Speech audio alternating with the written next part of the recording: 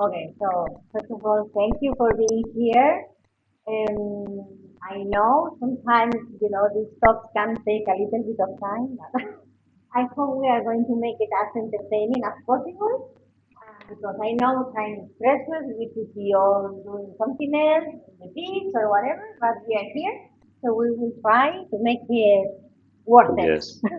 So it's like two people, one system. That's the talk. So my name is Jose. Basically, I've been developing for 10 plus years. I've been developing basically all the different tech things that requires our project. So, Yes, he's the I tech. mean, I need to finish my Okay, side. Then you, it's we okay are or no? gonna find, yeah, you said. Yeah, too early. So, I mean, I did front end, then back end, then DevOps, and then also with different teams as a team lead, we can say, the tech side. So now Sorry, you can speak.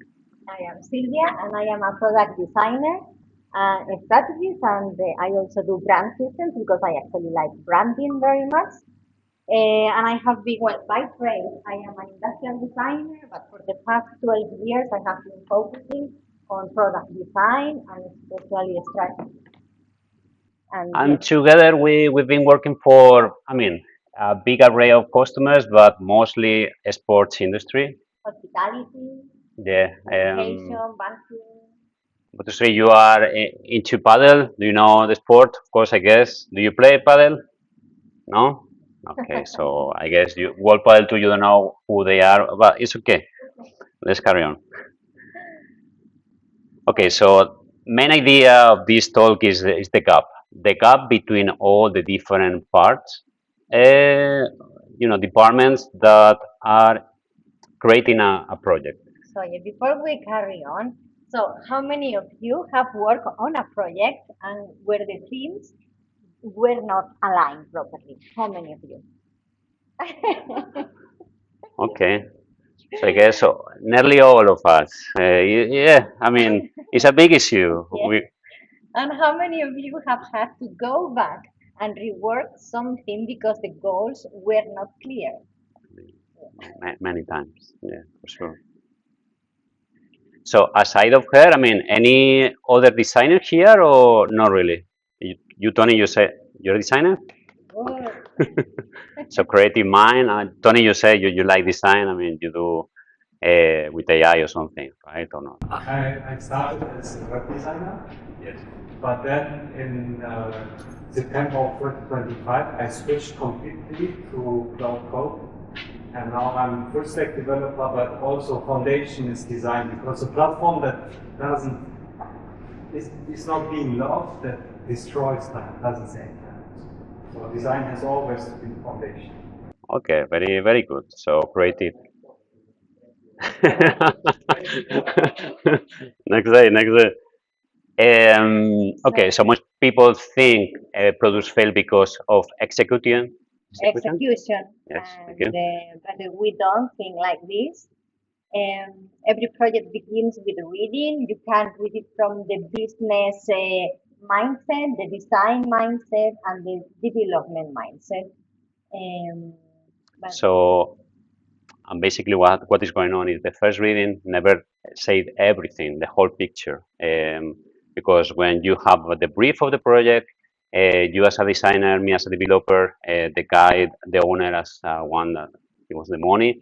So every of us is coming with different kind of mindset we and have our goals, own right? experiences, and which can be good.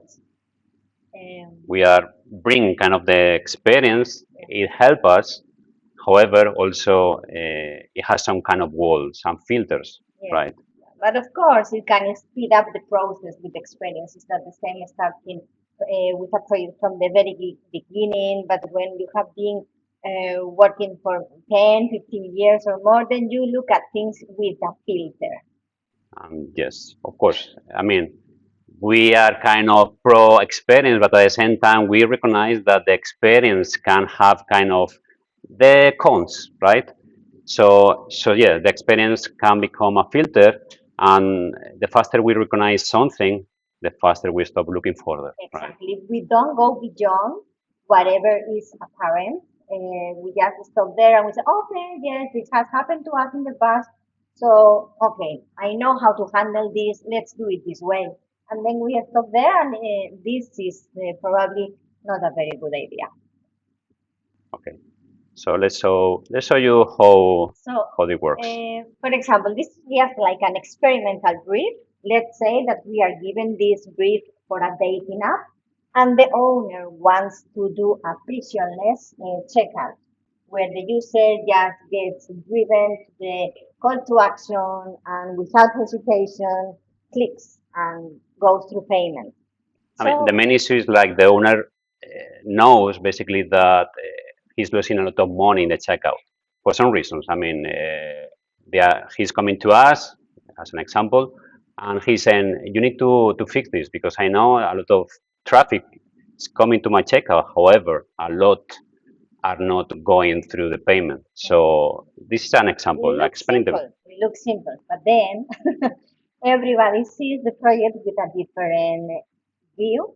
So as a designer, you might see clarity, what has to be like the padding, the colors, the branding, the brand system, and what's the logic in the content, what content, whether it's persuasive enough.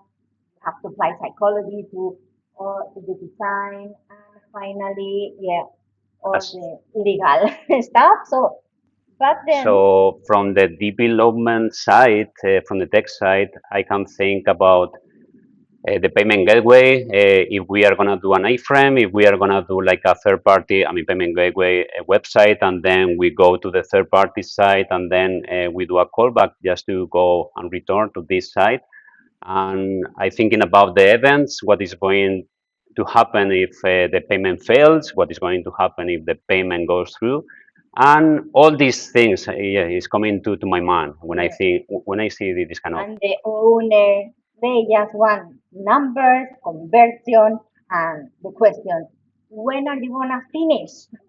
They always ask.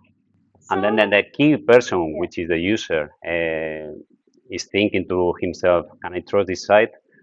And am I gonna get the result that I want? Basically, if I do the payment, and that's the key. Do the I user. really trust this company? Am I gonna get my coins? And am I going to be successful at meeting this whoever it is in the dating app? Yes. So basically, we were not designing a checkout. We are designing a decision. We are designing the decision of this person, and everybody has to be in the loop. And everybody has to look at this from this point of view, not from their point of view as a developer, as a designer, as a business owner. We have to come out of the yes. An important input, I think.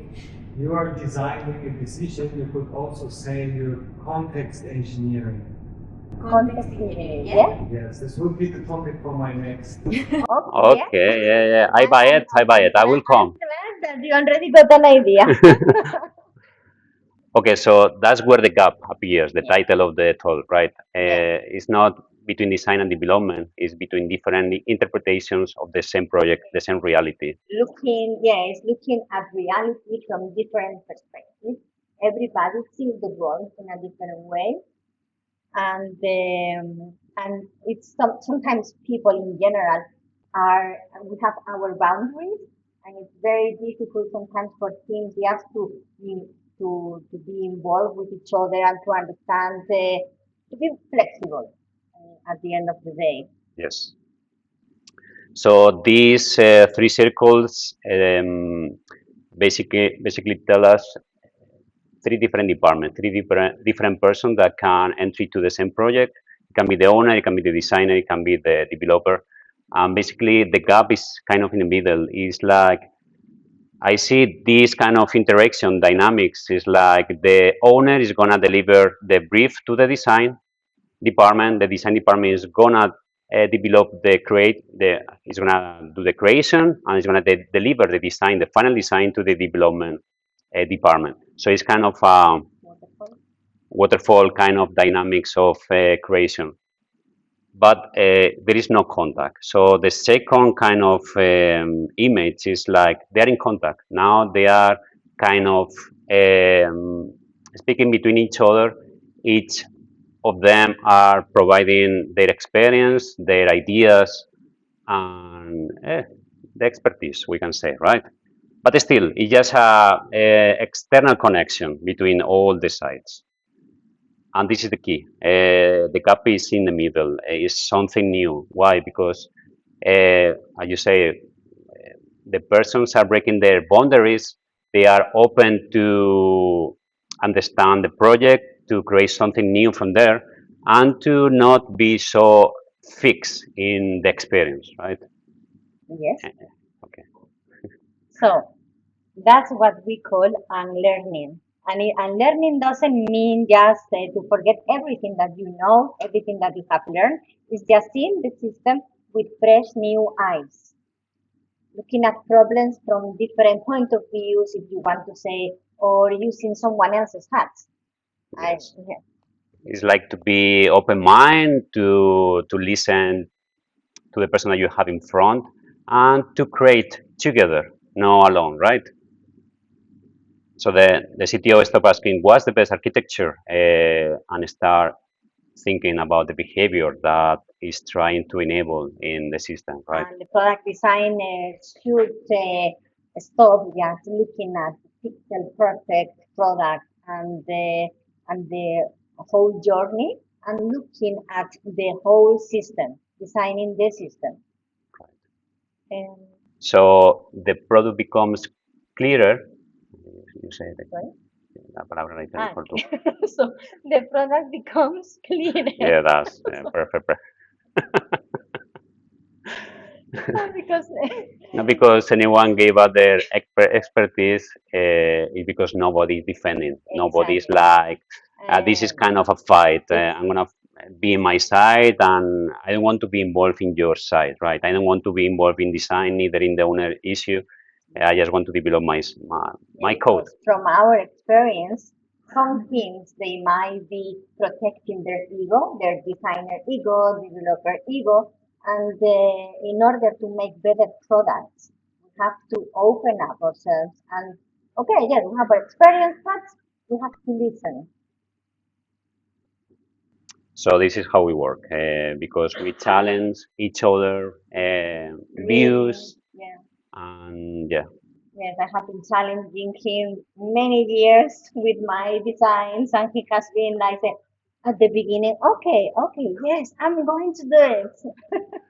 No, it's And like yes. I mean, no freedom. I provide her like freedom to develop the creation, the no, creativity. that's not true. No freedom. No freedom. I would make more nice things if you let me. What really? Yeah. I mean, no, I mean, I remember in the early days of web development, like people were thinking about, vertical and horizontal. So I remember I told you, no worries, you can design. You are Uh, talking about the wall panel for tour example, projects. Yeah. so that's the meaning that what we want to mean with that And is this is an actual quite funny fact because Wolfgang Tour asked us to have a very modular front page. They say, oh yes, we want to have like 10 or 20 different ways that we can portray your work. And I ended up doing 40. okay. So, It was in 2017, yes. right?